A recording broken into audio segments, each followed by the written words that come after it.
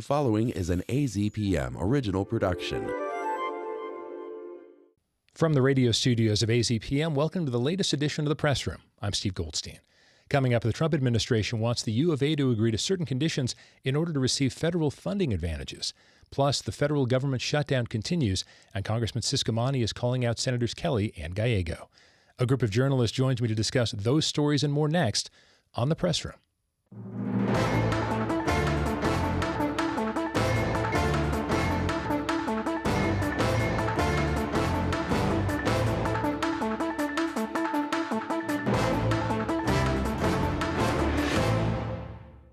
Welcome to the Press Room. I'm Steve Goldstein. Panel of journalists joining me today are Paul Ingram of the Tucson Sentinel, Prerana Sanappannavar of the Arizona Daily Star, Alisa Reznick of KJZZ Radio, and Hannah Cree of AZPM News. Thank you all for being here today.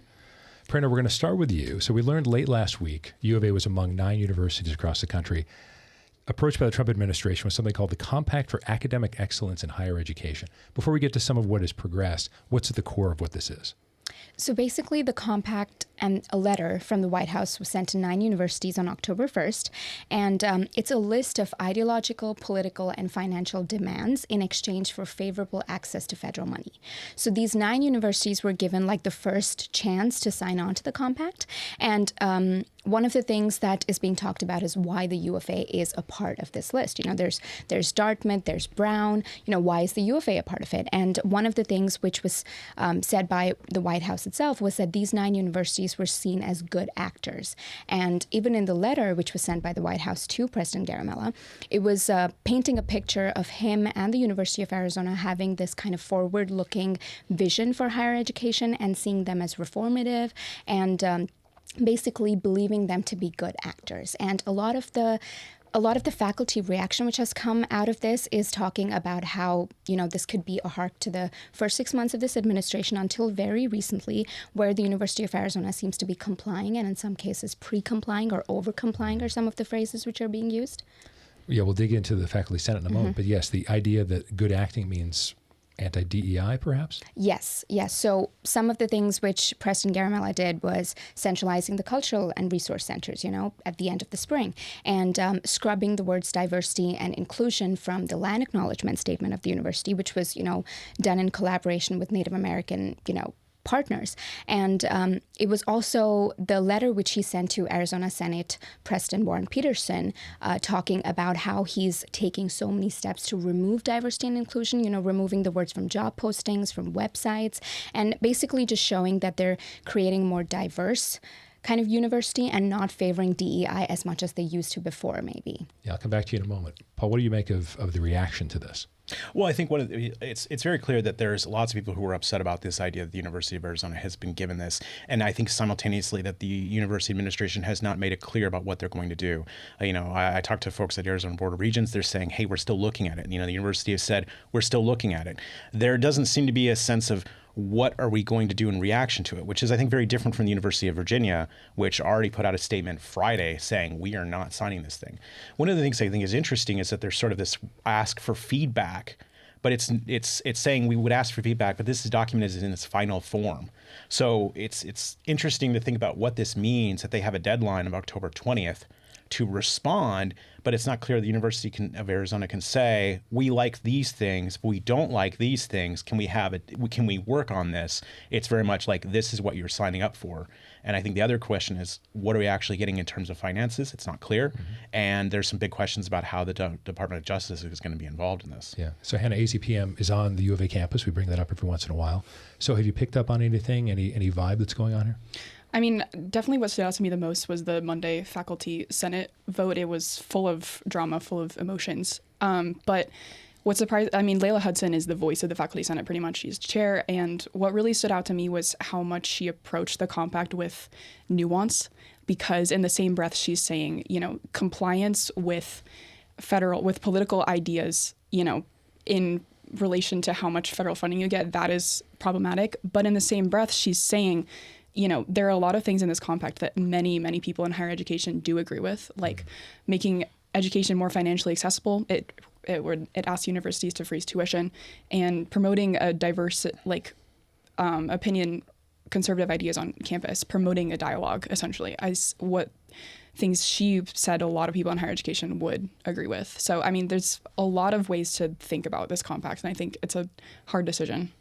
Prerana, did anyone in the faculty senate cite this idea that this is a slippery slope, that maybe even if there are some decent ideas in there, they're afraid to actually commit to this because it might put them in a corner that maybe the university doesn't quite want to get into?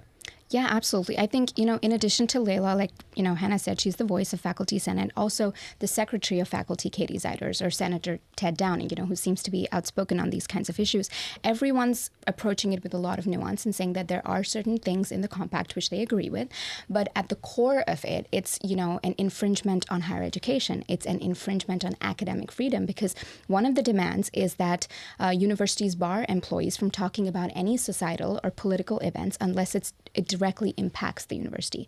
And, creating a more welcoming environment for conservative ideology, which on the surface sounds fine, but it's also talking about abolishing groups which may be criticizing conservative ideology. And I think it's coming from the place of looking at universities as the breeding ground for liberal thought and wanting to create diverse perspectives. So while everyone is saying that there are things which could be reconciled with, the ultimate thing is the freedom of speech and the academic freedom, which is going to be let go of. But interestingly, one of the faculty senators did talk about how she thought that it's Senator Joellen Russell, and she was, I think, one of the people who was voicing the other side. And she talked about how this is a very tricky decision. It's a very difficult decision. And she also doesn't think that the University of Arizona has the same kind of backing as a more well-endowed university like Harvard, for example, even though Harvard isn't one of the 9 universities. And she was like, if we do make a decision and it's opposite to, some of the more well-endowed universities, the University of Arizona is going to be in a tough position, and it's going to be tough to fight that battle alone. So I think there's lots of voices and lots of different concerns coming up. And Paul, I'll let you talk, but follow up with this question too. The idea that there's a lot of money at stake. We've already seen so much research grant money go away for all these universities. I mean, does it feel in some way like U of A might have to play ball because they need this funding?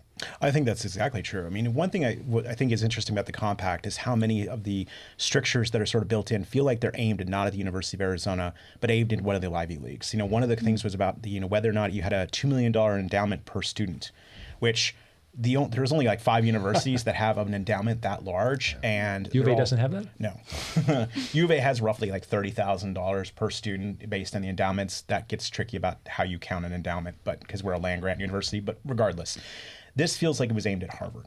It is built this way. And the other thing too is they focused on foreign entanglements. They're asking the universities not to have more than 15% of their students be to be foreign nationals. The U of A is not anywhere close to that. But I'll give you some guesses about which universities are close to that.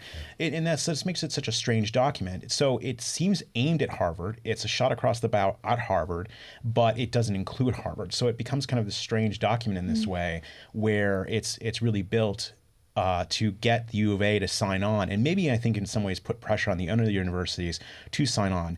I think we look at, and I think this was mentioned, Columbia, was put in the same position and really sort of agreed to do what the Trump administration did, including actually giving money.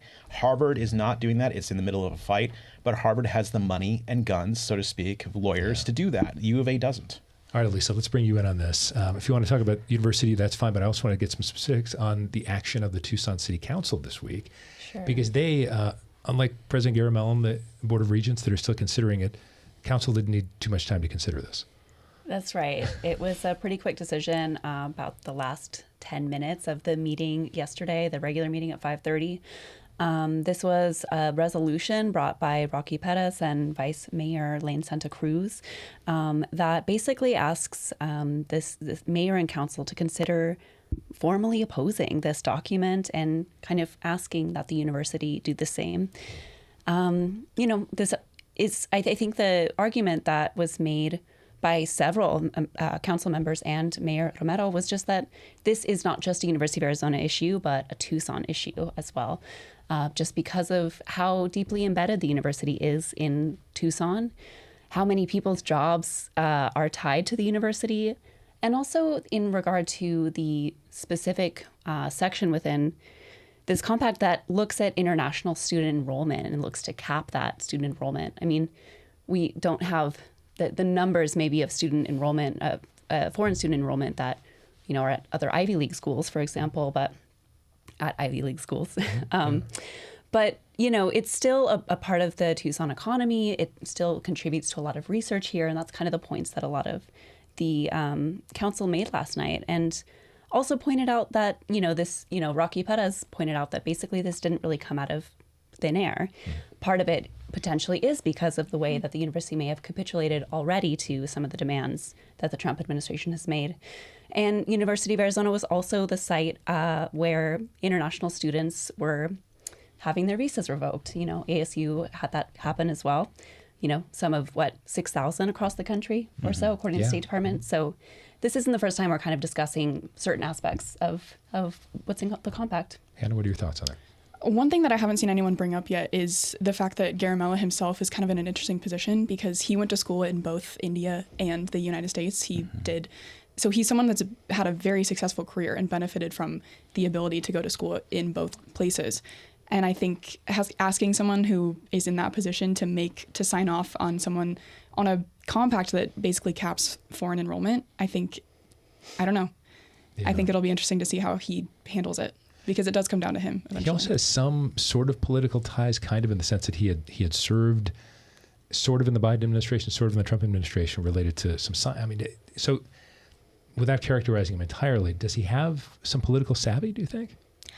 I'm not sure. He doesn't say too much publicly, even about this. Like he put out a statement today, saying that he's considering the decision with shared governance, with faculty, with ABOR. But I think, going back to what Rocky Perez was saying about how this is related to some kind of the compliance which has happened, the most recent decision, which everyone's talking about, is the closure of the China microcampuses. And, again, so many students and faculty, Chinese students and faculty who were in the microcampuses have also said that this was a reaction to a U.S. House Select Committee on the Chinese Communist Party report. It's not a legislation, it's not the law, and to kind of buckle down within 11 days. The report came out September 11th, and September 22nd was when they announced the closures. And it's still a decision which everyone is really angry about, I think. And it's just interesting to see the kind of political, decisions which are kind of being made, although nothing is obviously being said publicly by the president. Paul, small p political on this. The fact that, and this goes to Alisa's point about the council, Tucson is a very left of center community and that's represented on the council. Is this in some way, when we see the politics of all of this, would the Trump administration perhaps be considering it would be really, maybe a quiver, an arrow in their quiver or whatever about going after a community that maybe there has been some compliance and it's a left of center community? Does that in some way, I don't know, I'm grasping a bit, but maybe if we make an example of a place like Tucson, maybe other communities might be willing to comply. I'm not sure the Trump administration is necessarily that strategic in some ways. This, for all we know, this is just like they just threw a dart at a map, or they did it because they liked what Garimella had done. We don't really know, and I think that's a good question. Would they aim something at Tucson? Certainly, I could see that, but I don't know. I don't get the sense in some ways that Tucson is even really on their radar. They're very focused on. Well, right now they're very focused on Chicago and Portland, right. So picking fights with those places. So maybe eventually, but I think right now. It's probably really to how they think of the University of Arizona and not focus on Tucson. Okay. Go ahead, Lisa. I think it'll be interesting to see how much, if any, sway this resolution from the city has. We've seen resolutions from Pima County Board of Supervisors and the city about various federal actions, thinking of the military zones that were established in New Mexico and now parts of Arizona. They had a formal resolution, Pima County Board of Supervisors opposing that. But I think it's always interesting to see, is it mostly symbolic, when something like that happens? Because at the end of the day, this is not a decision that lies with Tucson's leaders, but rather with the university. And, as you've mentioned, we have not heard anything definitive from leadership there. So I don't think there's a risk in saying this, but I will say it. As time of recording, the government shutdown continues. Will probably still be the case once the program is released. Hannah, I just want to start with you briefly on this because you and some of your AZPM colleagues reported that Senator Mark Kelly, Representative Juan Ciscomani agree on the importance of extending healthcare tax credits, which at this point Democrats are focused on, from their point of view, why the government is closed. is there actually, because they both agree on that, does there feel like there might be common ground? And if so, is this related to the fact that so many people are going to see their premiums just go way up in 2026? That's what the Democrats are making their argument on. I attended Senator Kelly's press call earlier this week, and he brought out 3 people that shared very intimate details about the health struggles that they have had success paying for with the Affordable Care Act subsidies that are in the center of this argument. I mean, and over 100,000 Arizonans are going to see higher healthcare premiums from this. And, I asked him about the pain of a federal shutdown and like, what is your message to the people that are being impacted by this in Arizona? And he says, basically his answer was, this is about healthcare and preventing future pain. So that's how they're justifying it. And in terms of when it's going to end, I have no idea. I was definitely not going to ask you that. Definitely not. No. So Paul, I feel like I do this every 2 weeks in this program, regardless of what great panelists we have. What is Representative Ciscomani doing in the sense of saying that he supports certain things? Obviously, he didn't want to make Medicaid cuts, and then he ended up voting for Medicaid cuts that were perhaps slightly smaller than were initially proposed. So does he actually, when he talks about, or he's a member of a swing state coalition of Republicans to whatever extent, loose coalition, what dynamic does it have here in any way when he says certain things, but then Democrats, Senator Kelly had said this, and Senator Gallego as well, can we really trust that if we vote to reopen government, that some Republicans, and Juan Ciscomani's one, will actually want to go along with helping to fix some of these healthcare situations? Well, and I think that's why we have a shutdown. The Republicans are asking for a continuous resolution. They don't actually want to build a budget. What they want to is pass a resolution that's saying we can keep spending money based on previous budgets. So the Democrats are saying we can't keep kicking this can down the road. We can't just keep doing continuing resolutions. We have to have a budget. And we have a specific deadline, which is going to happen in November, which is that healthcare subsidies are going to go away, and everybody who's on a subsidy is going to see their healthcare payments double or more, which means a whole lot of people are suddenly going to not be able to afford healthcare, which affects them through the year. And so Ciscomani, during his press call, he said, essentially, we need to do the CR, and then we're going to talk about it. And I think for Democrats at this point, talking about it and not actually having legislation that's going to do this for this deadline that's coming is not enough. This is their lever. This is their way of getting the Republicans to make a deal. And, of course, I think one of the things that's interesting is like Juan Ciscomani is here. He's here in Tucson. He did a thing in Prerana this afternoon or yesterday. And then you have Mark Kelly, who says, he's in D.C. He's in D.C. with Ruben Gallego. So there's this very clear thing where you have lots of Democrats who are in D.C. who are ready to make negotiations, ready to get the government going. And, Johnson, the Speaker of the House, he sent everybody home because he declared this to be a work week. So most of our representatives are not in D.C. So there isn't this structure to talk or negotiate or build something to move forward. Yeah. Alisa and Hannah, I want to go to you on this. Alisa, let me start with you. And Hannah has a point she wants to make, so please don't steal the point from her. But what's the dynamic here in terms of how a place like Tucson, an area like Pima County, is going to be affected? Because this, in many ways, is a very low-income area that really counts on some of these subsidies. Is this an issue that needs to have someone like a Mark Kelly, who's from Tucson, someone like Juan Ciscomani representing Southern Arizona, to really get in the mix of this to solve it? I mean, sure. I think that the nature of this healthcare issue is that it's going to affect people nationwide, as we're finding out, all week since the shutdown began. But yeah, I mean, as Hannah mentioned, we heard really personal stories from people here who will be directly affected, definitely, when or if these cuts move forward. So I do think, to Paul's point, it's just a hard sell to say, well, we're just going to go ahead and believe the best from Republicans and, trust that this process will begin just as soon as we reopen the government. And of course, there's the larger issue of other, asks for this district. I mean, as I'm sure you're about to get to, Councilwoman-elect Congresswoman-elect Adelita Grijalva has yet to be sworn in. I mean, I believe this is maybe the longest anyone's ever gone without being sworn in. I mean, don't quote me on that. I'm not positive, but, at her victory party, she said, well, hopefully in September, and then if not, at least by October 1st. Yeah. We're way past that deadline, and there is no swearing in date on the books as of yet. Well, Speaker Johnson late last week even said, oh, no, we don't even have to reopen the government for this. So, Hannah, not only on the night of her victory, but also on this program, there was one particular issue that she was very strong about that she thinks may be the reason she hasn't been sworn in yet. Yeah, she wants to be the final signature to prompt a floor vote for the Epstein file release.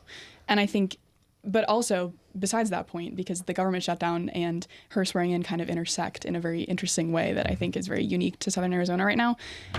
The people down here have certainly been without representation in Congress since Raul Grijalva died in March, but he was consistently missing votes since early 2024. And I think the other side, the Republicans, use that very, depending on how you feel, kind of disrespectfully throughout the campaign about, raising concerns even into last year about this he's missing votes, he's not representing our people, no matter how you feel about him, he's not there. So I think that's a valid frustration that people aren't seeing representation. And, it's a tough spot for all parties.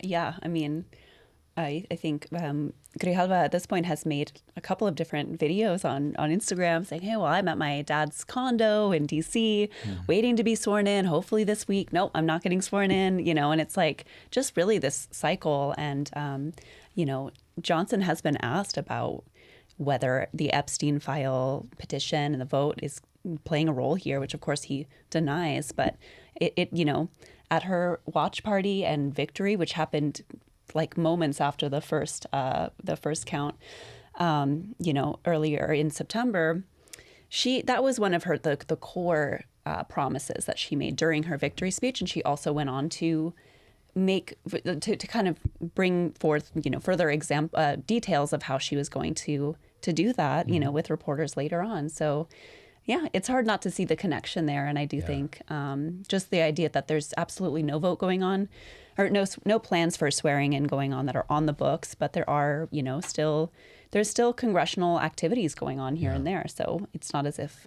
DC is empty, as we saw from the confrontation with Johnson. Mike Johnson has said, he said last week he would do it he said 2 weeks ago he would do it last Tuesday. That hasn't happened. It could be done under a pro forma session. There's been a couple of pro forma sessions. There's been some opportunities. During his discussion with our senators, he sort of said, well, I seated 2 guys who were from Florida who were under sort of similar circumstances, a little different, but close. And I seated them because their families were here, which is sort of like, well, if she brings her family, then we're going to do it. So it seems like, part, and the other thing, of course, is he said, well, we'll do this when the government opens. So it feels like now he's saying, if CD7 wants representation, then we need the shutdown to end, pass a continuing resolution, and then I promise that I'll seat her.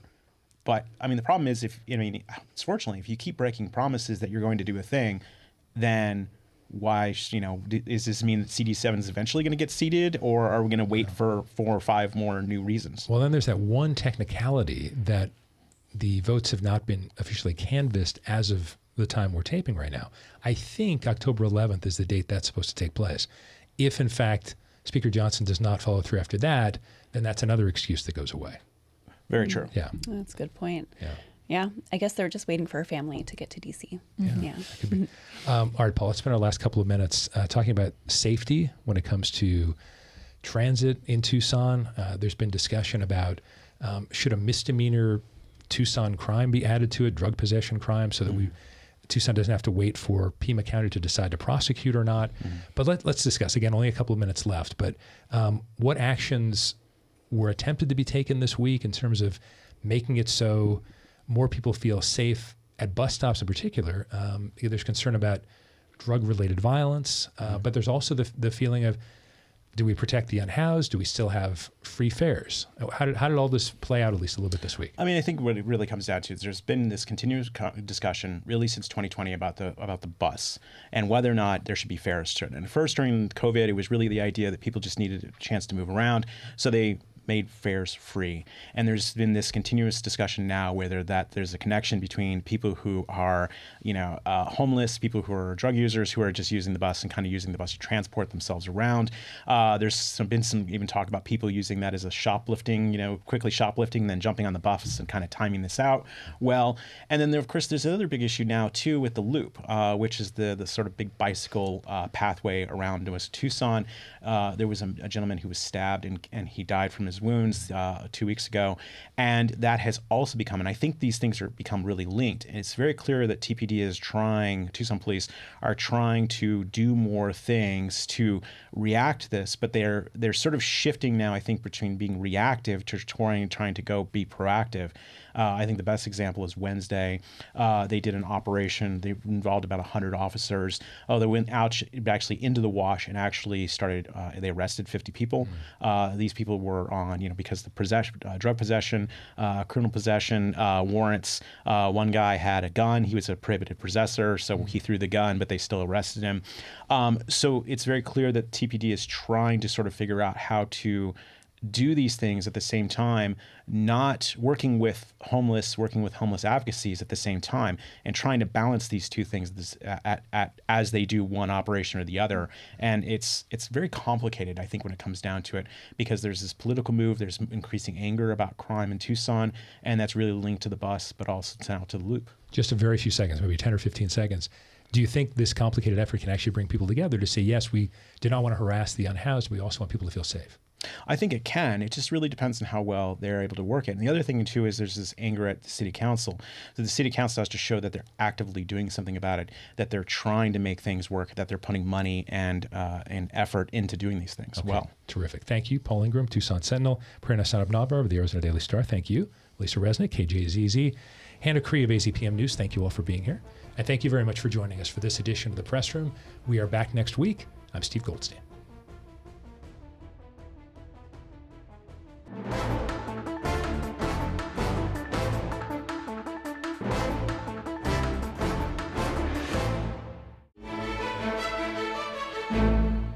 Thanks for watching The Press Room here on YouTube. If you have a question about something we talked about, please leave a comment below. And for more Press Room, click right here.